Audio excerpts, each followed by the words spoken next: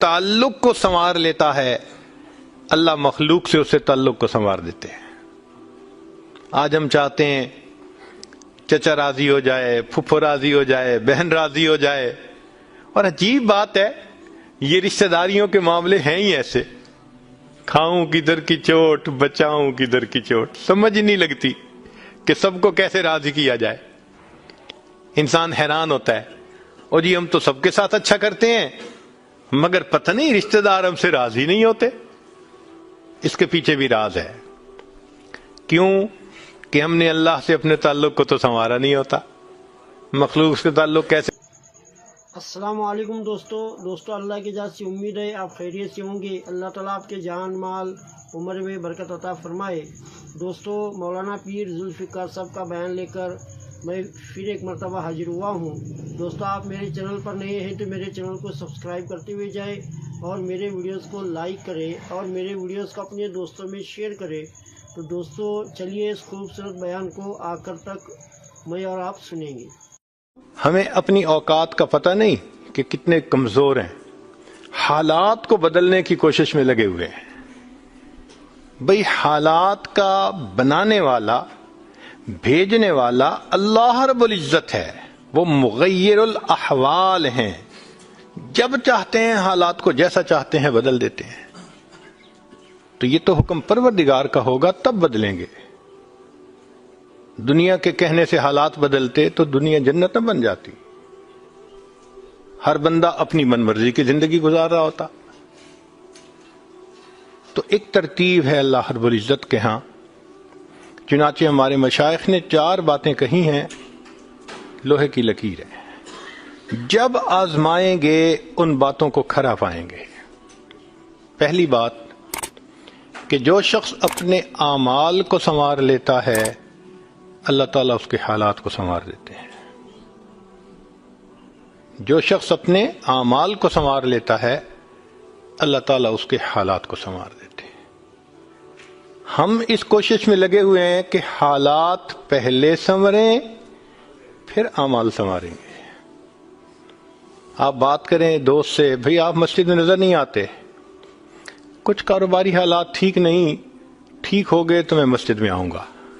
यानी हम चाहते हैं हालात पहले ठीक हों, आमाल बाद में ठीक होंगे। कैसे तरतीब उलट सकते हैं? चुनाचे जिसे देखिए वो इसी कोशिश में लगा हुआ है कि पहले हालात ठीक हों बाद में अमाल ठीक करेंगे। तो तरतीब ही उल्टी हम करते फिर रहे हैं। अमाल को जो शख्स संवार लेता है अल्लाह ताला उसके हालात को संवार देते हैं। अमाल बिगड़ेंगे, हालात बिगड़ेंगे। जब कहा मैंने कि या अल्लाह तो मेरा हाल देख, जब कहा मैंने कि या अल्लाह तो मेरा हाल देख, हुक्म आया मेरे बंदे ना मैं अमाल देख।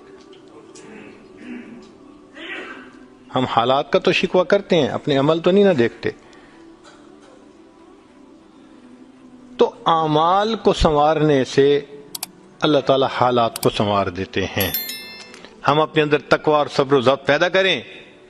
अल्लाह रब्बुल इज्जत हर दौर और हर जमाने में तकवा और सब्र वाले बंदे को फर्श से उठाएंगे, अर्श के ऊपर बिठाएंगे, तख्त के ऊपर बिठाएंगे। अब तकवा और सब्र की तरफ तो हम आते नहीं। चाहते हैं जिंदगी तो रहे जैसे हम गुजार रहे हैं, हालात सीधे हो जाएं। कैसे हालात सीधे हो सकते हैं? सिंपल सी मिसाल है कि बिजली से एक मशीन चलती है। अब एक बंदा मशीन को रोकना चाहता है, एक ही तरतीब है कि पीछे से बटन बंद करो। आप बटन बंद नहीं करेंगे, हाथ से मशीन को पकड़ के रोकने की कोशिश करेंगे, हाथ कटवा बैठेंगे। सारा दिन जोर आजमाई करेंगे, मशीन कहां रुकेगी? तो अक्लमंद बंदा मशीन को पकड़ के नहीं खड़ा होता, वो स्विच को बंद करता है। हालात का स्विच अल्लाह रब्बुल इज्जत के हाथ में है। तो उधर रुजू करने की बजाय कि अल्लाह हालात को ठीक कर दीजिए, हम हालात की मशीन के साथ कुश्ती कर रहे हैं। कौन हमें अक्लमंद कहे? तो पहली बात, जो शख्स अपने आमाल को ठीक कर लेता है اللہ رب العزت اس کے حالات کو ٹھیک کر دیتے ہیں۔ دوسری بات، جو شخص اپنی آخرت کو سنوار لیتا ہے اللہ تعالیٰ اس کی دنیا کو سنوار دیتے ہیں۔ ہم پھر الٹے چاہتے ہیں کہ پہلے دنیا سنورے پھر ہم آخرت سنواریں گے، یہاں پھر ہم غلطی کرتے ہیں، دن رات دنیا سنوارنے میں لگے ہوئے ہیں، پزل بنی ہوئی ہے، ایک حصہ جوڑتے ہیں تو دوسرا ٹوٹتا ہے، وہ توڑتے ہیں تو پہلا ٹوٹتا ہے، ہر بندہ لگا ہوا ہے اسی کوشش میں۔ تو اللہ رب العزت کے ہاں ترتیب یہ ہے۔ اس کی مثال اگر دیکھنی ہو، صحابہ رضی اللہ عنہ کی مبارک زندگیوں کو دیکھیے، انہوں نے اپنی آخرت کو سنوارا، اللہ نے اس کے نتیجے میں ان کی دنیا کو سنوار دیا۔ بات کیا تھی کہ نہ کیسر و کسرا سے دبے، چند وہ لوگ کے اونٹوں کے چرانے والے، اور جن کو کافور پہ ہوتا تھا نمک کا دھوکا، بن گئے دنیا کی تقدیر بدلنے والے۔ انہوں نے اپنی آخرت کو سنوارا، اللہ نے دنیا سنواری۔ کیسے؟ اطمینان، اتنا اطمینان کہ یمن سے جوان عورت چلتی ہے اور مدینہ طیبہ پہنچتی ہے، اور پورے راستے میں کوئی اس کی طرف آنکھ اٹھا کر دیکھنے والا نہیں ہوتا۔ اللہ نے مال و دولت کے اتنے ڈھیر عطا کیے تھے، انس رضی اللہ عنہ کہتے ہیں کہ میں لکڑی کاٹنے والے کلہاڑے سے سونے کی اینٹوں کو توڑا کرتا تھا۔ اب لکڑی کے کلہاڑے سے جو سونا ٹوٹے گا وہ تولوں میں اور گراموں میں تو نہیں نہ ہو سکتا۔ اللہ نے اتنی دولت ان کے قدموں میں ڈال دی تھی۔ بچہ پیدا ہوتا تھا، اس کا روزینہ متعین تھا۔ سیدنا عمر رضی اللہ عنہ نے ایک رات دیکھا، ایک عورت چھوٹے سے بچے کو روٹی کا ٹکڑا کھلانے کی کوشش کر رہی ہے، بچہ رو رہا ہے۔ پوچھا کیوں کر رہی ہو؟ کہنے لگی کہ امیر المومنین نے قانون بنایا ہوا ہے کہ جب بچہ دودھ چھوڑے گا پھر ہم بیت المال سے روزینہ متعین کریں گے، تو میں کوشش کر رہی ہوں۔ عمر رضی اللہ عنہ آئے، بہت روئے۔ صحابہ کہتے ہیں کہ اس دن فجر کی نماز پڑھائی، قرات کے اندر اتنا گریا اور بکا تھا کہ ہمیں سمجھنا مشکل ہو رہا تھا، اتنا رو رہے تھے۔ ہم حیران تھے آج امیر المومنین کو کیا ہوا۔ نماز پڑھانے کے بعد ممبر پر بیٹھے، عمر کے اوپر اللہ رحم کرے، اس نے کتنے بچوں کی جان لی ہوگی۔ مقصد یہ تھا کہ میں نے جو یہ قانون بنایا تو کتنی ماؤں نے معصوم بچوں کے دودھ چھڑوائے ہوں گے اور وہ دودھ سے محروم ہوں گے میری وجہ سے۔ پھر اعلان فرمایا کوئی ماں بچے کو دودھ جلدی مت چھڑوائے، جس دن بچہ پیدا ہوگا اسی دن بیت المال سے وظیفہ متعین کر دیا جائے گا۔ آج سے 1400 سال پہلے ہے۔ تو انہوں نے اپنی آخرت کو سنوارا، رب کریم نے اس کے بدلے ان کی دنیا کو سنوار دیا۔ قرآن مجید میں اللہ تعالیٰ فرماتے ہیں وَلَوْ أَنَّ أَهْلَ الْقُرَىٰ آمَنُوا وَاتَّقَوْا، اگر یہ بستی دیسوں والے ایمان لاتے، تقوی کو اختیار کرتے، لَفَتَحْنَا عَلَيْهِمْ بَرَكَاتٍ مِّنَ السَّمَاءِ، ہم ان کے لیے آسمان سے برکتوں کے دروازے کھول دیتے۔ تو ترتیب یہی ہے کہ جو آخرت کو سنوارتا ہے، اس کوشش میں لگتا ہے، دنیا اس کا سایہ ہے۔ اللہ دنیا کو خود بخود سنوار دیتے ہیں، الگ سے محنت نہیں کرنی پڑتی۔ مثال کے طور پہ جو بندہ سچ بولتا ہے تجارت میں، اللہ تعالیٰ اس کی تجارت کو خود سنوار دیتے ہیں۔ قسم اٹھا کے یہ بات کہی جا سکتی ہے کہ سچ بولنے والا تاجر کبھی مفلس نہیں ہو سکتا۔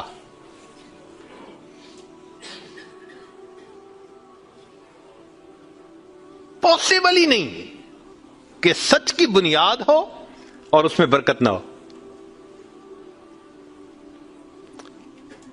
تو دو باتیں ہیں، جو شخص اپنے اعمال کو سنوارتا ہے اللہ تعالی حالات کو سنوار دیتے ہیں، جو اپنی آخرت کو سنوار لیتا ہے اللہ تعالیٰ اس کی دنیا کو संवार देते हैं.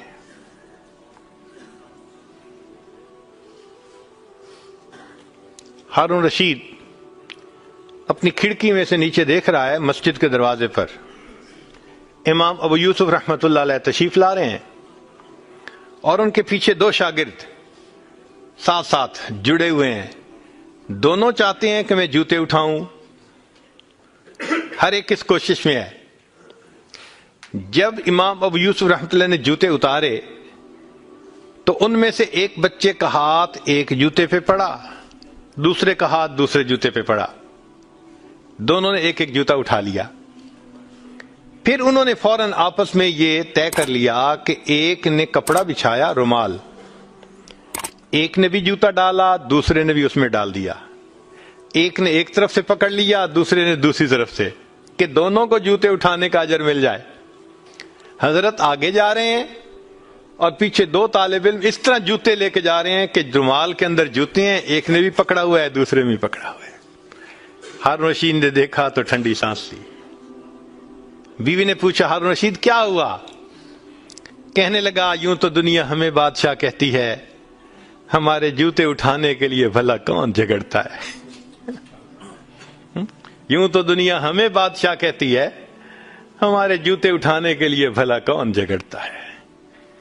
जो आखिरत संवारता है, अल्लाह ऐसे दुनिया संवारते हैं कि दुनिया जूते उठाने के लिए झगड़ती है आपस में.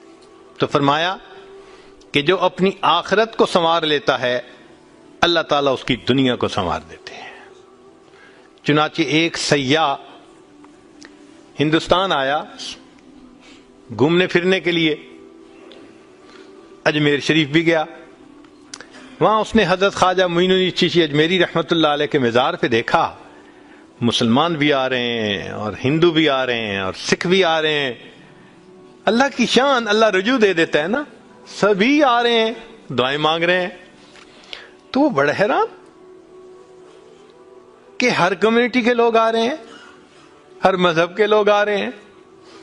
तो जब वापस गया तो बीवी ने पूछा कि बताएं आपने कौन सी अनोखी चीज वहां देखी. तो उसने कहा, हाँ मैंने एक चीज अनोखी देखी कि एक शख्स कब्र में लेटा हुआ था मगर लोगों के दिलों पर हुकूमत कर रहा था. एक शख्स कब्र में लेटा हुआ था मगर लोगों के दिलों पे हुकूमत कर रहा था. अल्लाह ताला यूं दुनिया संवारते हैं. तो दो बातें, जो शख्स अपनी आमाल को संवार लेता है, अल्लाह ताला उसके हालात को संवार देते हैं, और जो शख्स अपनी आखिरत को संवार लेता है, अल्लाह ताला उसकी दुनिया को संवार देते हैं. तीसरी बात कि जो शख्स अल्लाह रब्बुल इज्जत से अपने ताल्लुक को संवार लेता है, अल्लाह मखलूक से उससे ताल्लुक को संवार देते हैं.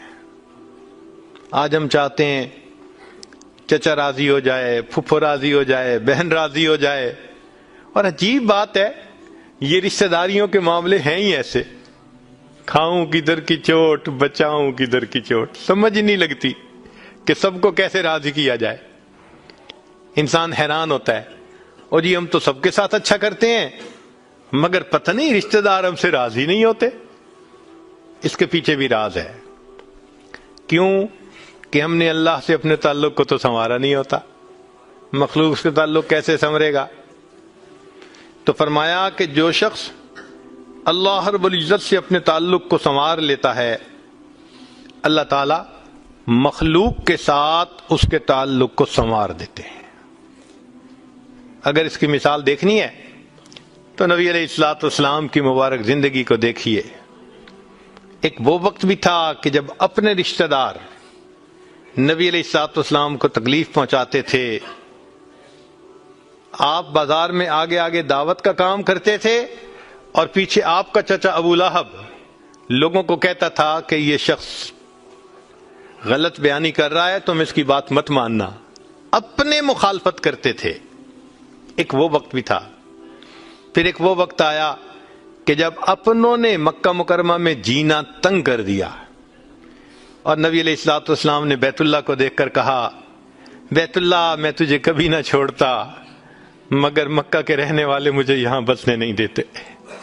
مبارک آنکھوں میں آنسو تھے اور اللہ کے حبیب جدا ہو رہے تھے. پھر کیا ہوا؟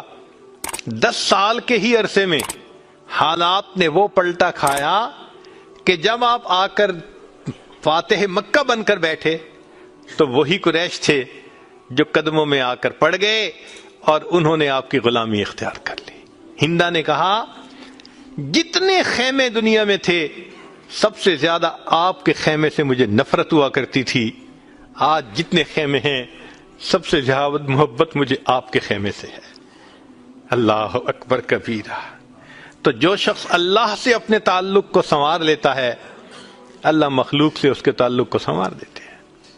فضیل بن عیاض رحمۃ اللہ علیہ فرماتے ہیں مجھ سے جب بھی اللہ تعالیٰ کی نافرمانی ہوئی، مجھ سے جب بھی اللہ تعالیٰ کی نافرمانی ہوئی میں نے اس نافرمانی کا اثر اپنے ماتحتوں کے اندر دیکھا. یہ ریفلیکشن ہوتی ہے. ہم اللہ کی نافرمانی کرتے ہیں، اللہ مزہ چکھا دیتے ہیں کہ اپنے جو ماتحت ہوتے ہیں ان کو نافرمان بنا دیتے ہیں. اچھا بھائی تم ذرا اس کو ایکسپیرینس کرو ذرا.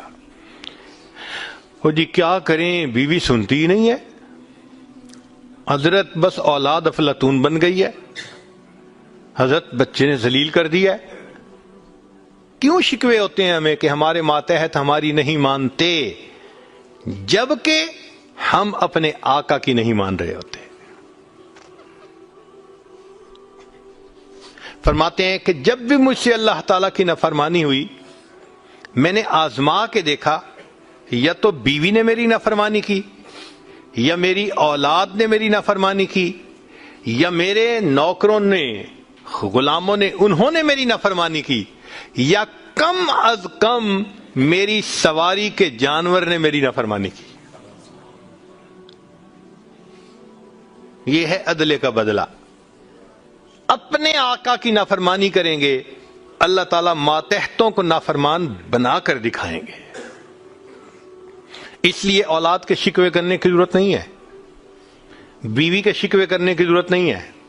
سمپل سی بات ہے، اللہ رب العزت سے اپنے تعلق کو سنوار لیجئے، اللہ تعالیٰ مخلوق سے ہمارے تعلق کو سنوار دیں، سب کے دلوں میں محبت ڈال دیں گے.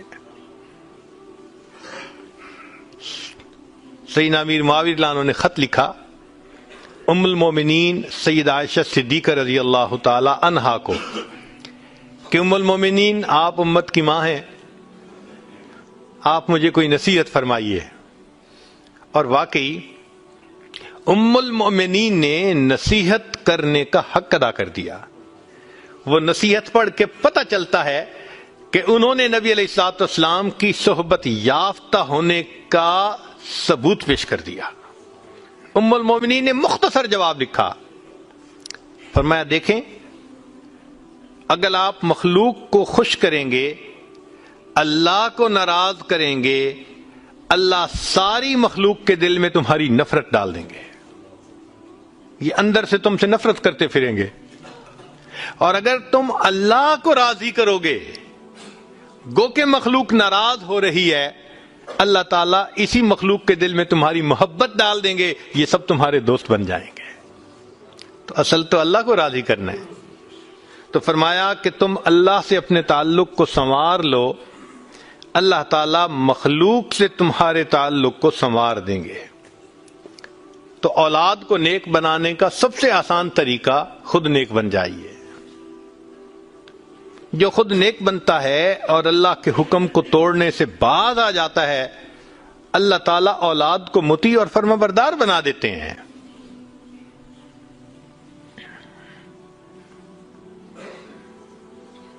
تو اب تک 3 باتیں. جو شخص اپنے اعمال کو سنوار لیتا ہے اللہ تعالیٰ اس کے حالات کو سنوار دیتے ہیں. جو اپنی آخرت کو سنوار لیتا ہے اللہ اس کی دنیا کو سنوار دیتے ہیں. جو شخص اللہ رب العزت سے اپنے تعلق کو سنوار لیتا ہے اللہ مخلوق سے تعلق کو سنوار دیتے ہیں. حدیث مبارکہ میں ہے جب بندہ عبادت کرتا ہے اور اللہ تعالیٰ خوش ہو جاتے ہیں دعا جبرائیل، اللہ تعالیٰ جبریل علیہ السلام کو بلاتے ہیں اور بتلاتے ہیں کہ جبرائیل میں فلاں بندے سے محبت کرتا ہوں، تو جبرائیل علیہ السلام آسمانوں پر اعلان کرتے ہیں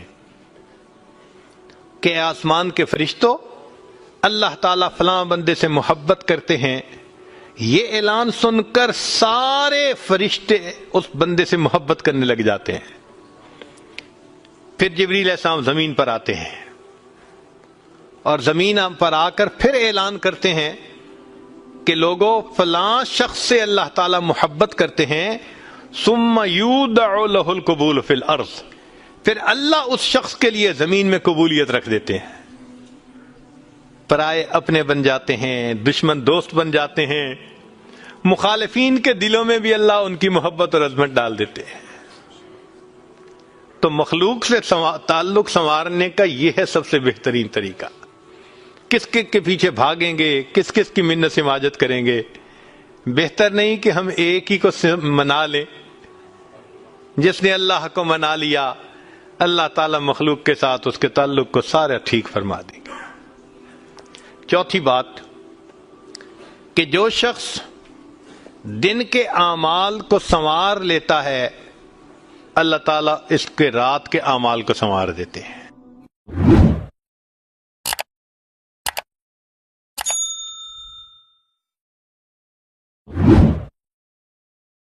چند دھاگے ہیں جن میں بندہ بندھا ہوتا ہے، وہ پرواز بھی کرنا چاہے تو اللہ تعالیٰ کی طرف پرواز نہیں کر سکتا۔ وہ دھاگے ہمارے دشمن ہیں، انہوں نے ہمیں گرفتار کیا ہوا ہے۔ کون کون سے دھاگے ہیں؟ بزرگ نے جو لفظ دشمن بنایا نا، وہ بڑا سوچ کے بنایا ہے۔ دشمن کے 4 حرف ہیں اور ہر حرف ایک دشمن کی نشاندہی کرتا ہے۔ تو دشمن کا لفظ ہی بتاتا ہے کہ دشمن کون کون سے ہیں۔ سب سے پہلا دشمن ہمارا دال سے دنیا، دنیا کی رنگینیاں۔ نبی اسلام نے فرمایا الدنیا حلوبۃ خضرۃ، بڑی میٹھی، بڑی سرسبز۔ صاف ظاہر ہے کہ میٹھی چیز کھانے کو زیادہ دل کرتا ہے، سرسبز منظر دیکھے تو انسان کا جی نہیں بھرتا، اسی طرح دنیا سے بھی دل نہیں بھرتا۔ جتنی اللہ دے دے اور زیادہ، پھر دے دے پھر اور زیادہ۔ چنانچہ فرمایا کہ انسان کا پیٹ مال سے نہیں بھرتا، انسان کے پیٹ کو قبر کی مٹی ہی بھرتی ہے۔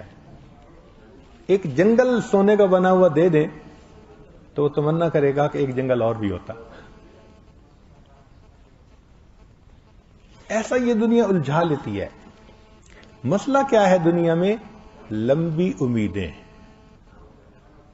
میں جی فیکٹری لگانے میں مصروف ہوں، لگ گئی تو پھر میں آؤں گا مسجد میں۔ اب جی میں نے ایکسپینشن میں مصروف ہوں، اب ایک پلانٹ لگ گیا، اب دوسرے پلانٹ میں مصروف ہوں۔ ایک دکان کامیاب، اب دوسری دکان میں مصروف۔ ایک ملک میں برانچ کامیاب، اب دوسرے برانچ میں مصروف۔ لمبی امیدیں، اس کی حد نہیں ہے۔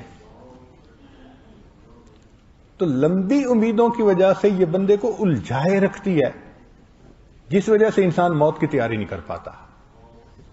چنانچہ یہ دنیا دشمن ہے۔ پہلے دل میں آتا ہے کہ ہمیں پارلیمنٹ کا ممبر بننا چاہیے،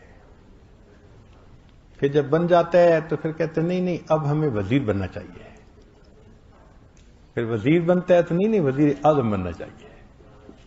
حد نہیں ہے کوئی، اور اگر بن بھی جائے تو پھر کہتا ہے کہ ہمیشہ مجھے ہی رہنا چاہیے۔ انتہا نہیں ہے اس کی۔ تو دیکھیے کہ دنیا اس لیے دشمن بنتی ہے کہ وہ بندے کو لمبی امیدوں میں ڈال دیتی ہے، اور لمبی امیدوں میں پڑھ کے انسان پھر آخرت کی تیاری نہیں کر پاتا۔ تو جو چیز موت سے غافل کرے وہ دشمن۔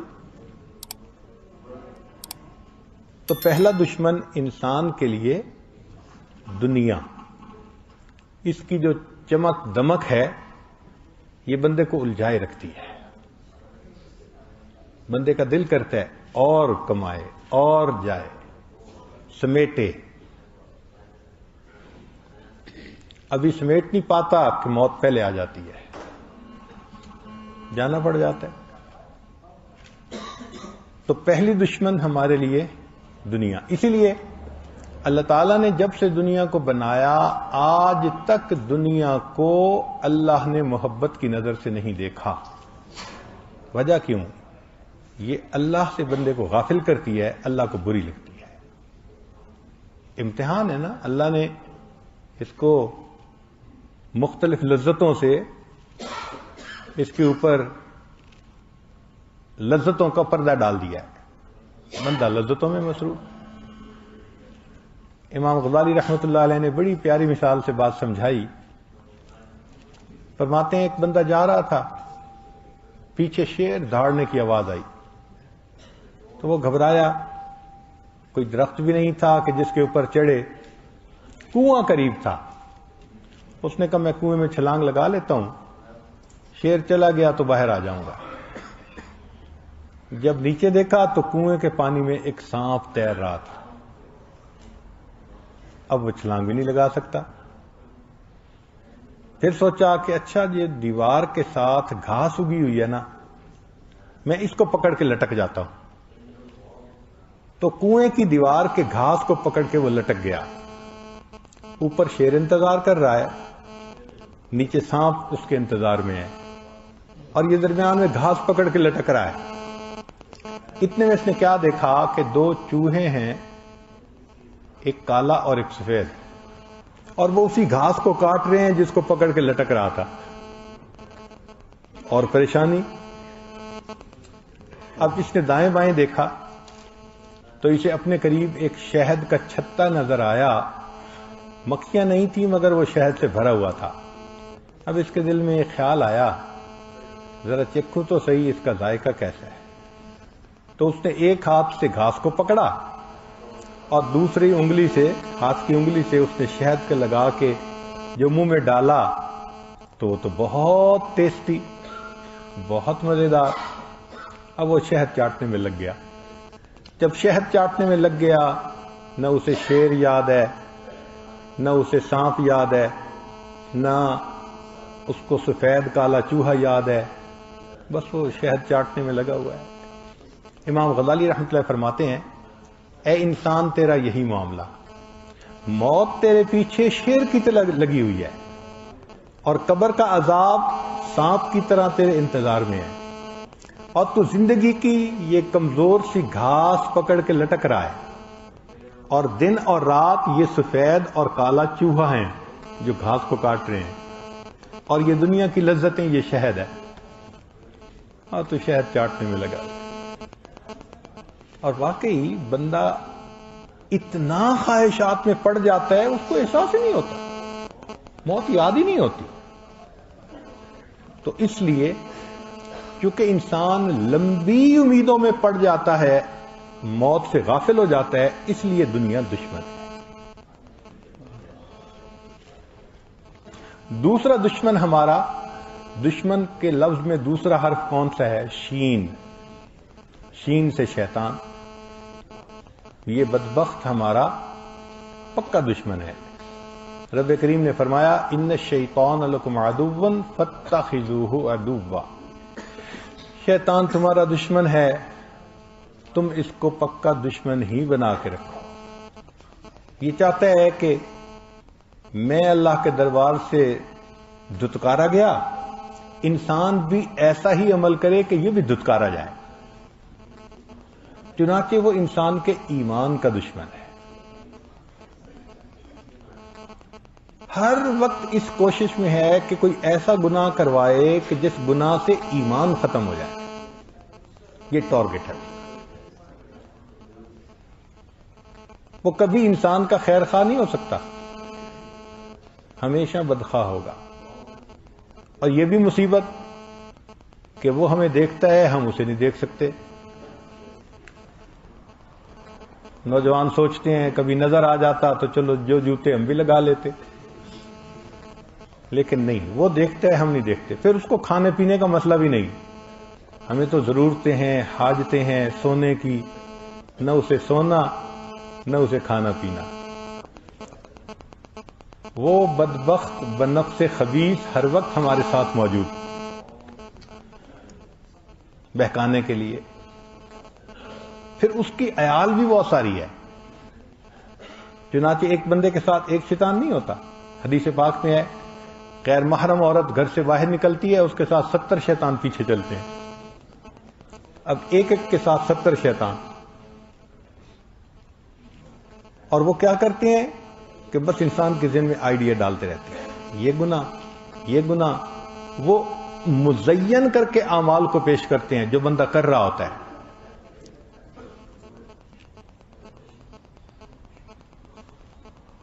کہ تیری نیکیاں تو بہت اچھی ہیں، تو بہت کچھ کر رہا ہے. چنانچہ خواب میں کوئی اچھی صورت دیکھ لیتے ہیں اور خواب میں ان کو کہہ دیا جاتا ہے جی نبی علیہ السلام کی زیارت ہوئی، تو بڑے فریفتہ ہوتے ہیں، حالانکہ فرض نمازیں قضا ہو رہی ہوتی ہیں.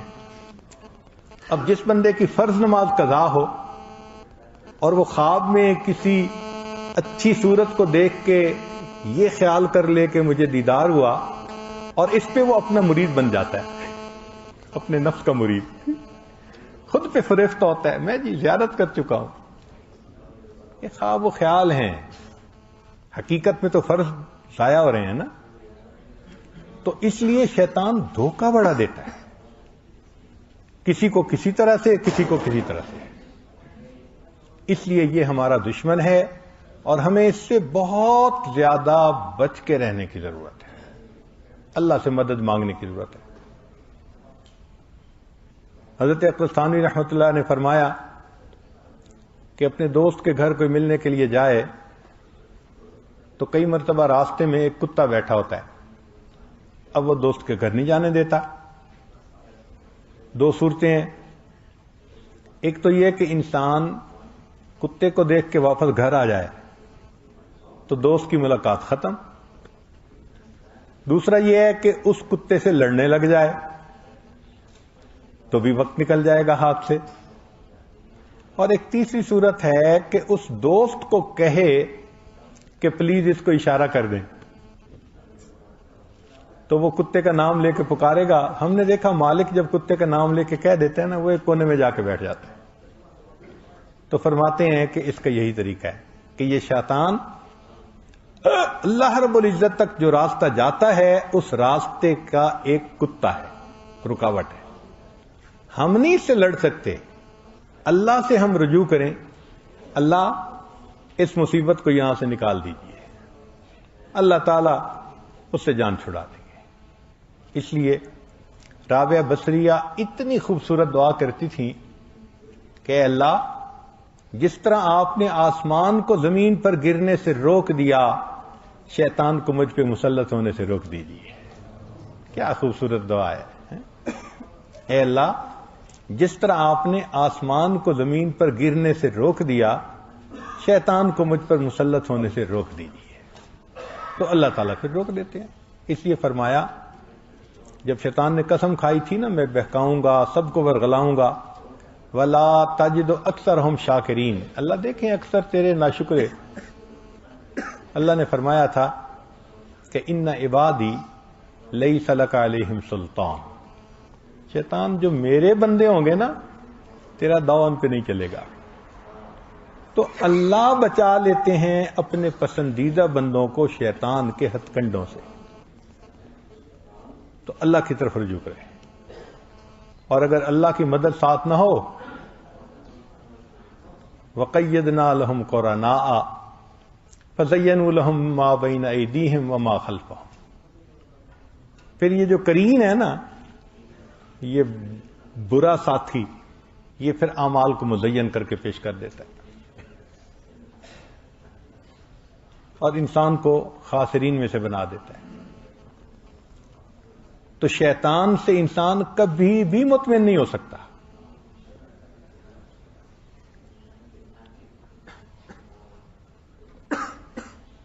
ہمارے حضرت مرشد عالم رحمۃ اللہ علیہ آخری وقت میں حضرت مولانا عبد الشکور صاحب اور ان حضرات کو فرمایا کہ یاسین پڑھو، تو یاسین پڑھنے لگ گئے. پھر کچھ طبیعت سنبھلی تو بتلایا کہ میں نے شیطان کو دیکھا، اس کو بھگانے کے لیے میں نے قرآن کی تلاوت شروع کروائی. آپ بتائیے ایسے کاملین کے آخری وقت میں بھی یہ ٹلتا نہیں ہے. امام احمد بن حنبل رحمۃ اللہ علیہ آخری لمحے میں شاگرد کلمہ پڑھ رہے ہیں اور حضرت جواب میں فرماتے ہیں لا، پھر کہتے ہیں لا. جب چند دفعہ لا کہا تو شاگرد بڑے کنفیوز کہ پورا کلمہ کیوں نہیں پڑھ رہے. اللہ نے کیا صحت کچھ بہتر ہو گئی تو شاگردوں نے کوسچن پوچھا کہ حضرت ہم کلمہ پڑھ رہے تھے، آپ صرف لا پڑھ رہے تھے. حضرت نے فرمایا اس وقت شیطان بدبخت میرے سامنے تھا اور مجھے کہہ رہا تھا احمد بن حنبل تو ایمان بچا کے چلا گیا، اور میں کہہ رہا تھا لا ابھی نہیں. اے شیطان بدبخت، جب تک میرا آخری سانس نکل نہیں جاتا میں تیرے مکر سے امن میں نہیں. تو آخری لمحے تک ہمیں یہ خطرہ سر پہ ہے. چین کی بنسی دنیا میں نہیں بجا سکتے کہ جی اب پرواہ نہیں ہے، فکر لگی ہوتی ہے. تو شیطان دشمن ہے، اس لیے اس سے بھی ہمیں محتاط رہنا چاہیے. تو پہلا دشمن دنیا اور دوسرا دشمن شیطان. تیسرا دشمن میم کے حرف سے بنے گا، اور میم سے مراد مخلوق. مخلوق سے کیا مراد؟ نفسانی محبتیں. کبھی ادھر پھنس گئے کبھی ادھر پھنس گئے، اور یہ جتنی محبتیں ہوتی ہیں یہ سب انسان کو اللہ سے دور کر دیتی ہیں. سب انسان کو اللہ. اور یاد رکھنا کہ جو شخص ناجائز تعلقات میں گرفتار ہوتا ہے نا، اس پر جھوٹ کا دروازہ کھل جاتا ہے. وہ ایک جھوٹ بولتا ہے، اس جھوٹ سے بچنے کے لیے پھر کئی جھوٹ اور بولتا ہے، پھر اتنے جھوٹوں سے بچنے کے لیے اور جھوٹ بولتا ہے، حتیٰ کہ اس کو جھوٹی قسمیں کھانی پڑ جاتی ہیں. ہمیں ایک صاحب نے بتایا کہ میں فسق و فجور کی زندگی میں تھا تو میری بات نکل گئی، تو والد نے مجھے بلایا اور ڈانٹ رہے تھے اور مارنا چاہتے تھے، تو میں نے جھوٹی قسم کھا لی کہ میرا کوئی تعلق نہیں ہے. اللہ اکبر. اور اس کی آنکھوں سے آنسو ٹپک رہے تھے کہ اب مجھے احساس ہوا کہ میں نے کتنا بڑا گناہ کیا کہ میں نے صرف والد کی سزا سے بچنے کے لیے یہ کہا تھا کہ اگر میرا اس کے ساتھ تعلق ہو تو مجھے کلمے پہ موت نہ آئے.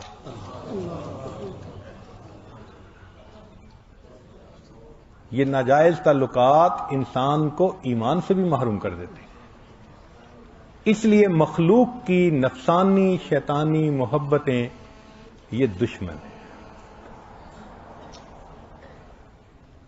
تو پہلا دشمن دنیا، دوسرا دشمن شیطان، تیسرا دشمن مخلوق، اور چوتھا دشمن نون سے نفس انسان کا، ہمارا اپنا نفس. یہ بھی بدبخت ہے ہمارا اور دشمن بھی ہمارا ہے. عزیز بستامی رحمۃ اللہ فرماتے تھے کہ مجھے خواب میں اللہ رب العزت کا دیدار ہوا. میں نے پوچھا اللہ میں آپ تک آنا چاہتا ہوں. فرمایا دع نفسک وتعال، اپنے نفس کو دور کر لو اور میرے تک آ جاؤ. تو نفس کو قابو کرنا، اس کی اصلاح کرنا، اس کی خواہشات کو توڑنا، یہ اہم ہے. اس کے بغیر اللہ کا وصل حاصل نہیں ہو سکتا. ہم اپنی زندگیوں کو دیکھیں، اللہ اکبر، ہم نفس کے پجاری بنے پھرتے ہیں. یہ خواہش ہے تو ادھر لپک پڑے، یہ خواہش ہے تو ادھر لپک پڑے. تو نفس کی اصلاح کیسے ہوگی؟ جس نفس کو ہم پال پال کے موٹا کر رہے ہیں وہ نفس ہمیں جہنم میں دھکا دینے کے انتظار میں ہے. تو نفس بھی ہمارا دشمن ہے، اور یہ بڑا دشمن ہے۔ شیطان چھوٹا دشمن، نفس بڑا دشمن۔ اللہ تعالیٰ نے قرآن مجید میں شیطان کے مکر کے بارے میں فرمایا ان کید الشیطان کان ضعیفا، کہ شیطان کے مکر کمزور ہیں۔ لیکن انسان کے نفس کا جہاں تذکرہ آیا، اللہ فرماتے ہیں اور تو ان کیدکن عظیم، تمہارے مکر تو بہت بڑے ہیں۔ تو شیطان کے مکر کمزور اور انسانی نفس کے مکر بہت بڑے۔ جب تک نفس شیطان کا ساتھ نہ دے، شیطان غالب نہیں آ سکتا۔ گھر کا بھیدی لنکا ڈھائے، یہ گھر کا بھیدی ہے، یہ انسان کو شکست دینے میں زیادہ اہم کام کرتا ہے۔ تو اس لیے اس نفس کو بھی اپنا دشمن سمجھیں۔ یہ خلاف شرع کام کے لیے کہے تو مت مانے۔ اچھا، یہاں ایک سوال پیدا ہوتا ہے کہ دشمن نفس بھی ہے، دشمن شیطان بھی ہے، مگر دونوں کے آبجیکٹو ڈیفرنٹ ہیں۔ یہ ذہن میں رکھیے گا، نفس کا مقصود مختلف، شیطان کا مقصود مختلف۔ نفس کا مقصود ہے لذت پانا، بس اس کو جائز لذتیں دے دو پھر بھی خوش ہے، ناجائز ملیں تو بھی خوش ہے، اس کو لذت چاہیے۔ تو شیطان کا مقصود لذت ہے، لطف اندوز ہونا نفس کا، لیکن شیطان کا مقصود لذتیں نہیں ہیں۔ وہ لذتوں میں انسان کو اس لیے ڈالتا ہے کہ ان کو ایمان سے محروم کر سکے۔ اس کا ہمیشہ ذہن ادھر ہے کہ ایمان سے یہ محروم ہو کسی طرح۔ اس لیے اگر انسان شیطان کی بات نہ مانے تو وہ ایک آئیڈیا کے بعد دوسرا آئیڈیا دے دیتا ہے۔ ہمارے مشائخ نے کہا وساوس شیطان کی طرف سے بھی ہوتے ہیں، وساوس نفس کی طرف سے بھی ہوتے ہیں۔ فرق کیسے کریں؟ تو فرق بڑا آسان ہے۔ اگر دل میں گناہ کا خیال آیا، آپ اس کو ریزسٹ کریں، اس کا دفاع کریں کہ نہیں مجھے نہیں کرنا۔ آپ دیکھیں گے کہ تھوڑی دیر میں دوسرے گناہ کا خیال آئے گا، اچھا یہ نہیں کرتے تو یہ کر لو، اور آپشن آ جائے گی۔ اس سے بھی انکار کرو تو تیسرا خیال آ جائے گا۔ جب ایک کے بعد دوسری آپشن سامنے آئے، اس کا مطلب یہ کہ شیطان انسان کو یہ وسوسہ ڈال رہا ہے۔ نفس کا معاملہ یہ ہے کہ نفس کو اگر وسوسہ ڈالے کہ گناہ کرنا ہے تو اس کی مثال ضدی بچے کی مانند ہے، اس کو وہی چیز لے کے رہنا ہے جو مرضی ہو جائے۔ تو جب کسی گناہ پر طبیعت میں اصرار ہو، یہ نفس کی طرف سے ہے، اور جب آپشنز آئیں آگے پیچھے تو یہ شیطان کی طرف سے ہے۔ بہرحال یہ چار چیزیں ہیں جنہوں نے انسان کو گرفتار کیا ہوتا ہے۔ ان چاروں گرفتاریوں سے نجات پانی پڑتی ہے، تب پرندہ آزاد ہوتا ہے اور وہ اللہ کی طرف پرواز کرتا ہے۔ اب سوچئے، ہم تو چاروں کے چاروں میں گرفتار، چار دھاگوں سے بندھے ہوئے ہیں، کیسے پرواز کریں گے؟ اب اس پرواز کرنے کے لیے رجوع اللہ، کہ اللہ تعالیٰ ہی دل سے دنیا کی محبت نکال دے، اللہ تعالیٰ ہی شیطان سے پناہ دے، اللہ تعالیٰ ہی ہمارے نفس کو زیر کر دے، اور اللہ تعالیٰ ہی ہمارے لیے مخلوق کی محبتوں کو ختم فرما دے جو نفسانی شیطانی ہے۔ ان چاروں کو کرنے کے بعد پھر اللہ کی طرف انسان کی پرواز شروع ہوتی ہے۔ تو اب غور کیجئے کہ اگر ہم ان چاروں میں کسی ایک میں بھی الجھے ہوئے ہیں تو ابھی تو پرواز ہی شروع نہیں ہوئی۔ اس پہ محنت کی ضرورت ہے، اس کے لیے مشاہدے کی ضرورت ہے، مجاہدے کی ضرورت ہے کہ ہم خوب مجاہدہ کریں اور اللہ کی طرف رجوع کریں کہ اللہ ان چار دشمنوں سے ہماری جان چھڑا دیجیے۔ ہمیں اپنی اوقات کا پتہ نہیں کہ کتنے کمزور ہیں، حالات کو بدلنے کی کوشش میں لگے ہوئے ہیں۔ بھئی حالات کا بنانے والا، بھیجنے والا اللہ رب العزت ہے، وہ مغیر الاحوال ہیں، جب چاہتے ہیں حالات کو جیسا چاہتے ہیں بدل دیتے ہیں۔ تو یہ تو حکم پروردگار کا ہوگا تب بدلیں گے. دنیا کے کہنے سے حالات بدلتے تو دنیا جنت نہ بن جاتی. ہر بندہ اپنی من مرضی کی زندگی گزار رہا ہوتا.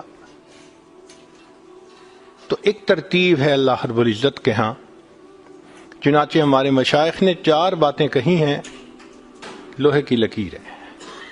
جب آزمائیں گے ان باتوں کو کھرا پائیں گے. پہلی بات کہ جو شخص اپنے اعمال کو سنوار لیتا ہے اللہ تعالیٰ اس کے حالات کو سنوار دیتے ہیں. جو شخص اپنے اعمال کو سنوار لیتا ہے اللہ تعالیٰ اس کے حالات کو سنوار دیتے ہیں. ہم اس کوشش میں لگے ہوئے ہیں کہ حالات پہلے سنوریں پھر اعمال سنواریں گے. آپ بات کریں دوست سے، بھئی آپ مسجد میں نظر نہیں آتے، کچھ کاروباری حالات ٹھیک نہیں، ٹھیک ہو گئے تو میں مسجد میں آؤں گا. یعنی ہم چاہتے ہیں حالات پہلے ٹھیک ہوں، اعمال بعد میں ٹھیک ہوں گے. کیسے ترتیب الٹ سکتے ہیں؟ چنانچہ جسے دیکھیے وہ اسی کوشش میں لگا ہوا ہے کہ پہلے حالات ٹھیک ہوں بعد میں اعمال ٹھیک کریں گے. تو ترتیب ہی الٹی ہم کرتے پھر رہے ہیں. اعمال کو جو شخص سنوار لیتا ہے اللہ تعالیٰ اس کے حالات کو سنوار دیتے ہیں. اعمال بگڑیں گے، حالات بگڑیں گے. جب کہا میں نے کہ یا اللہ تو میرا حال دیکھ، جب کہا میں نے کہ یا اللہ تو میرا حال دیکھ، حکم آیا میرے بندے نامہ اعمال دیکھ. ہم حالات کا تو شکوہ کرتے ہیں، اپنے عمل تو نہیں نہ دیکھتے. تو اعمال کو سنوارنے سے اللہ تعالی حالات کو سنوار دیتے ہیں. ہم اپنے اندر تقوی اور صبر و ضبط پیدا کریں، اللہ رب العزت ہر دور اور ہر زمانے میں تقوی اور صبر والے بندے کو فرش سے اٹھائیں گے، عرش کے اوپر بٹھائیں گے، تخت کے اوپر بٹھائیں گے. اب تقوی اور صبر کی طرف تو ہم آتے نہیں. چاہتے ہیں زندگی تو رہے جیسے ہم گزار رہے ہیں، حالات سیدھے ہو جائیں. کیسے حالات سیدھے ہو سکتے ہیں؟ سمپل سی مثال ہے کہ بجلی سے ایک مشین چلتی ہے. اب ایک بندہ مشین کو روکنا چاہتا ہے، ایک ہی ترتیب ہے کہ پیچھے سے بٹن بند کرو. آپ بٹن بند نہیں کریں گے، ہاتھ سے مشین کو پکڑ کے روکنے کی کوشش کریں گے، ہاتھ کٹوا بیٹھیں گے. سارا دن زور آزمائی کریں گے، مشین کہاں رکے گی؟ تو عقل مند بندہ مشین کو پکڑ کے نہیں کھڑا ہوتا، وہ سوئچ کو بند کرتا ہے. حالات کا سوئچ اللہ رب العزت کے ہاتھ میں ہے. تو ادھر رجوع کرنے کی بجائے کہ اے اللہ حالات کو ٹھیک کر دیجئے، ہم حالات کی مشین کے ساتھ کشتی کر رہے. کون ہمیں عقل مند کہے؟ تو پہلی بات، جو شخص اپنے اعمال کو ٹھیک کر لیتا ہے اللہ رب العزت اس کے حالات کو ٹھیک کر دیتے ہیں. دوسری بات، جو شخص اپنی آخرت کو سنوار لیتا ہے اللہ تعالیٰ اس کی دنیا کو سنوار دیتے ہیں. ہم پھر الٹے چاہتے ہیں کہ پہلے دنیا سنورے پھر ہم آخرت سنواریں گے. یہاں پھر ہم غلطی کرتے ہیں. دن رات دنیا سنوارنے میں لگے ہوئے ہیں، پزل بنی ہوئی ہے. ایک حصہ جوڑتے ہیں تو دوسرا ٹوٹتا ہے، وہ توڑتے ہیں تو پہلا ٹوٹتا ہے. ہر بندہ لگا ہوا ہے اسی کوشش میں. تو اللہ رب العزت کے ہاں ترتیب یہ ہے. اس کی مثال اگر دیکھنی ہو، صحابہ رضی اللہ عنہ کی مبارک زندگیوں کو دیکھیے. انہوں نے اپنی آخرت کو سنوارا، اللہ نے اس کے نتیجے میں ان کی دنیا کو سنوار دیا. بات کیا تھی کہ نہ کیسر و کسرا سے دبے چند وہ لوگ کے اونٹوں کے چرانے والے، اور جن کو کافور پہ ہوتا تھا نمک کا دھوکا، بن گئے دنیا کی تقدیر بدلنے والے. انہوں نے اپنی آخرت کو سنوارا، اللہ نے دنیا سنواری. کیسے؟ اطمینان. اتنا اطمینان کہ یمن سے جوان عورت چلتی ہے اور مدینہ طیبہ پہنچتی ہے اور پورے راستے میں کوئی اس کی طرف آنکھ اٹھا کر دیکھنے والا نہیں ہوتا. اللہ نے مال و دولت کے اتنے ڈھیر عطا کیے تھے.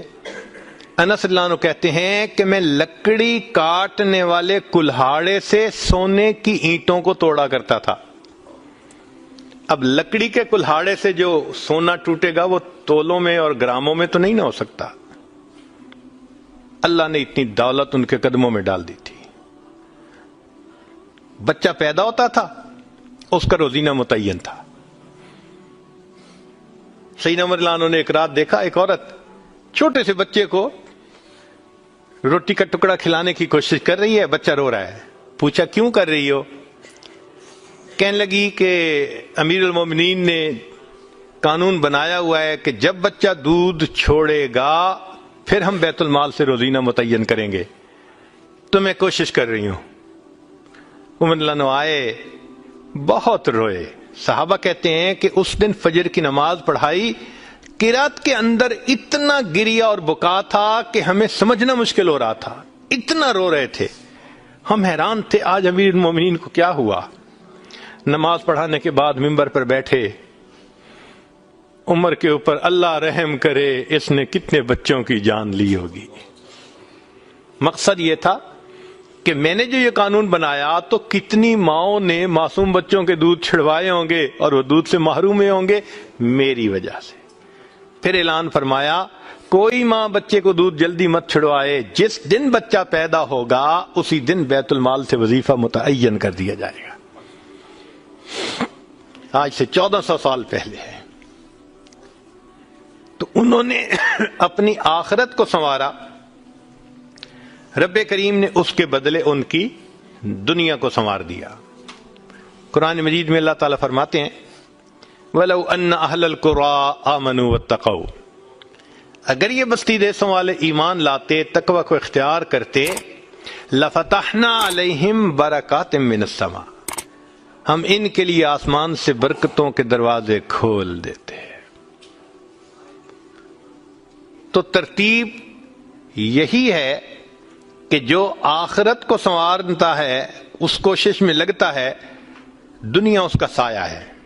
اللہ دنیا کو خود بخود سنوار دیتے ہیں, الگ سے محنت نہیں کرنی پڑتی. مثال کے طور پہ جو بندہ سچ بولتا ہے تجارت میں, اللہ تعالیٰ اس کی تجارت کو خود سنوار دیتے ہیں. قسم اٹھا کے یہ بات کہی جا سکتی ہے کہ سچ بولنے والا تاجر کبھی مفلس نہیں ہو سکتا.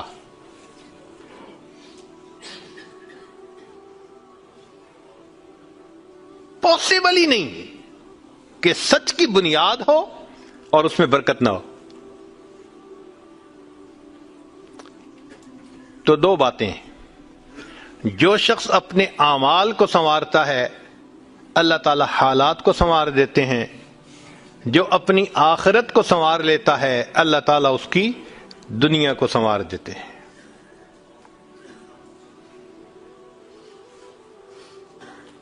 ہارون رشید اپنی کھڑکی میں سے نیچے دیکھ رہا ہے, مسجد کے دروازے پر امام ابو یوسف رحمۃ اللہ علیہ تشریف لا رہے ہیں اور ان کے پیچھے دو شاگرد ساتھ ساتھ جڑے ہوئے ہیں. دونوں چاہتے ہیں کہ میں جوتے اٹھاؤں, ہر ایک اس کوشش میں ہے. جب امام ابو یوسف رحمۃ اللہ نے جوتے اتارے تو ان میں سے ایک بچے کا ہاتھ ایک جوتے پہ پڑا, دوسرے کا ہاتھ دوسرے جوتے پہ پڑا. دونوں نے ایک ایک جوتا اٹھا لیا. پھر انہوں نے فوراً آپس میں یہ طے کر لیا کہ ایک نے کپڑا بچھایا رومال, ایک نے بھی جوتا ڈالا دوسرے نے بھی اس میں ڈال دیا. ایک نے ایک طرف سے پکڑ لیا دوسرے نے دوسری طرف سے, کہ دونوں کو جوتے اٹھانے کا اجر مل جائے. حضرت آگے جا رہے ہیں اور پیچھے دو طالب علم اس طرح جوتے لے کے جا رہے ہیں کہ رومال کے اندر جوتے ہیں, ایک نے بھی پکڑا ہوا ہے دوسرے میں بھی پکڑا ہوا ہے. ہارون رشید نے دیکھا تو ٹھنڈی سانس لی. بیوی نے پوچھا ہارون رشید کیا ہوا؟ کہنے لگا یوں تو دنیا ہمیں بادشاہ کہتی ہے, ہمارے جوتے اٹھانے کے لیے بھلا کون جھگڑتا ہے. یوں تو دنیا ہمیں بادشاہ کہتی ہے, ہمارے جوتے اٹھانے کے لیے بھلا کون جھگڑتا ہے. جو آخرت سنوارتا ہے اللہ ایسے دنیا سنوارتے ہیں کہ دنیا جوتے اٹھانے کے لیے جھگڑتی ہے آپس میں. تو فرمایا کہ جو اپنی آخرت کو سنوار لیتا ہے اللہ تعالیٰ اس کی دنیا کو سنوار دیتے ہیں. چنانچہ ایک سیاح ہندوستان آیا گھومنے پھرنے کے لیے، اجمیر شریف بھی گیا. وہاں اس نے حضرت خواجہ معین الدین چشتی اجمیری رحمۃ اللہ علیہ کے مزار پہ دیکھا مسلمان بھی آ رہے ہیں اور ہندو بھی آ رہے ہیں اور سکھ بھی آ رہے ہیں. اللہ کی شان، اللہ رجوع دے دیتا ہے نا، سبھی آ رہے ہیں دعائیں مانگ رہے ہیں. تو وہ بڑا حیران کہ ہر کمیونٹی کے لوگ آ رہے ہیں، ہر مذہب کے لوگ آ رہے ہیں. تو جب واپس گیا تو بیوی نے پوچھا کہ بتائیں آپ نے کون سی انوکھی چیز وہاں دیکھی؟ تو اس نے کہا ہاں میں نے ایک چیز انوکھی دیکھی کہ ایک شخص قبر میں لیٹا ہوا تھا مگر لوگوں کے دلوں پر حکومت کر رہا تھا. ایک شخص قبر میں لیٹا ہوا تھا مگر لوگوں کے دلوں پہ حکومت کر رہا تھا. اللہ تعالیٰ یوں دنیا سنوارتے ہیں. تو دو باتیں، جو شخص اپنی اعمال کو سنوار لیتا ہے اللہ تعالیٰ اس کے حالات کو سنوار دیتے ہیں، اور جو شخص اپنی آخرت کو سنوار لیتا ہے اللہ تعالیٰ اس کی دنیا کو سنوار دیتے ہیں. تیسری بات کہ جو شخص اللہ رب العزت سے اپنے تعلق کو سنوار لیتا ہے اللہ مخلوق سے اسے تعلق کو سنوار دیتے ہیں. آج ہم چاہتے ہیں چچا راضی ہو جائے، پھپھو راضی ہو جائے، بہن راضی ہو جائے، اور عجیب بات ہے یہ رشتہ داریوں کے معاملے ہیں ہی ایسے، کھاؤں کدھر کی چوٹ بچاؤں کدھر کی چوٹ، سمجھ ہی نہیں لگتی کہ سب کو کیسے راضی کیا جائے. انسان حیران ہوتا ہے اور جی ہم تو سب کے ساتھ اچھا کرتے ہیں مگر پتہ نہیں رشتہ دار ہم سے راضی نہیں ہوتے. اس کے پیچھے بھی راز ہے. کیوں؟ کہ ہم نے اللہ سے اپنے تعلق کو تو سنوارا نہیں ہوتا، مخلوق سے تعلق کیسے سنورے گا؟ تو فرمایا کہ جو شخص اللہ رب العزت سے اپنے تعلق کو سنوار لیتا ہے اللہ تعالیٰ مخلوق کے ساتھ اس کے تعلق کو سنوار دیتے ہیں. اگر اس کی مثال دیکھنی ہے تو نبی علیہ الصلوۃ والسلام کی مبارک زندگی کو دیکھیے. ایک وہ وقت بھی تھا کہ جب اپنے رشتہ دار نبی علیہ الصلوۃ والسلام کو تکلیف پہنچاتے تھے، آپ بازار میں آگے آگے دعوت کا کام کرتے تھے اور پیچھے آپ کا چچا ابو لہب لوگوں کو کہتا تھا کہ یہ شخص غلط بیانی کر رہا ہے تم اس کی بات مت ماننا. اپنے مخالفت کرتے تھے. ایک وہ وقت بھی تھا. پھر ایک وہ وقت آیا کہ جب اپنوں نے مکہ مکرمہ میں جینا تنگ کر دیا اور نبی علیہ الصلوۃ والسلام نے بیت اللہ کو دیکھ کر کہا بیت اللہ میں تجھے کبھی نہ چھوڑتا مگر مکہ کے رہنے والے مجھے یہاں بسنے نہیں دیتے. مبارک آنکھوں میں آنسو تھے اور اللہ کے حبیب جدا ہو رہے تھے. پھر کیا ہوا؟